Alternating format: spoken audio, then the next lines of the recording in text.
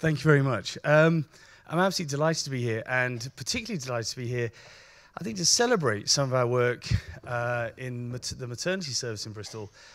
That since 2000, since we introduced a new training system, Bristol is pretty much the safest place in the world to have a baby. And I'd like to share how we got there.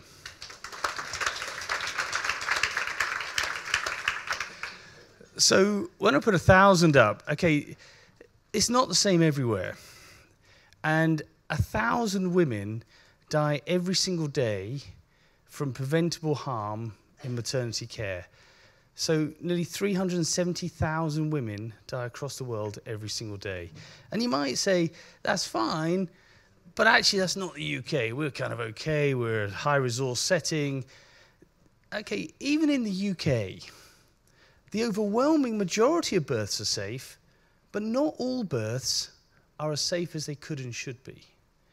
And maybe we have to have a think about that and think very carefully about what we can do about that. And I'm going to be representing our team today to discuss what we've been doing about it here in Bristol. I did like the, Peter is the Pied Piper, Jane seamstress. Well, male obstetricians are the hairdressers of the medical world. And I'd like to share with you my favorite cuts. So, you know, it's a big issue here in the UK. In the last decade, in England alone, we spent 3.1 billion on legal fees and payouts to damaged babies. Just in England, just in a decade. £600 for every single one of the 5.5 million babies born in England that decade. And the tragedies to the families of those preventable damage is unmeasurable. This is Bristol. Okay, that's Bristol there. These are stillbirths, England, Wales, Northern Ireland. And you can see that Bristol has one of the lowest stillbirth rates. It has the lowest brachial plexus injury rate of any unit anywhere in the world. It has one of the lowest cerebral palsy rates, the low APGAR rates of any unit anywhere in the world. And that's great, but surely everyone should have a think about why that should be. Anyone who's been to Southmead will recognise it's not the most beautiful place in the world. I don't think you'd mistake it for Stanford. I realised I was damaged. I went to Stanford recently because they came to Southmead to have a look around, and they showed me, they said, and here's a Japanese stone garden we have to help people relax before their baby.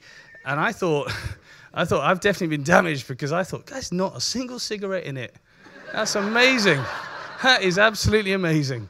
But let's talk about what makes a difference. Okay, let's talk about what makes a difference. And I call it active improvement.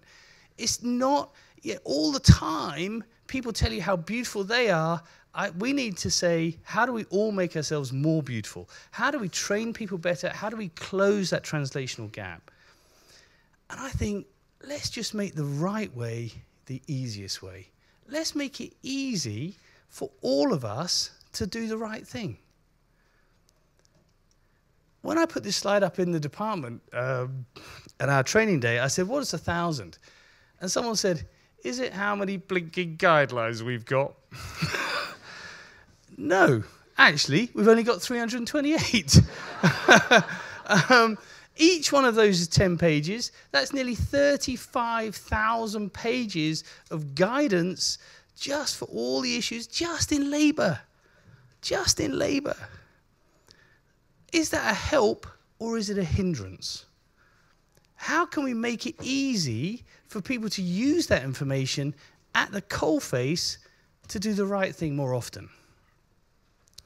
So this is part of the 206 pages currently provided by NICE for us how to interpret electronic fetal monitoring in labour.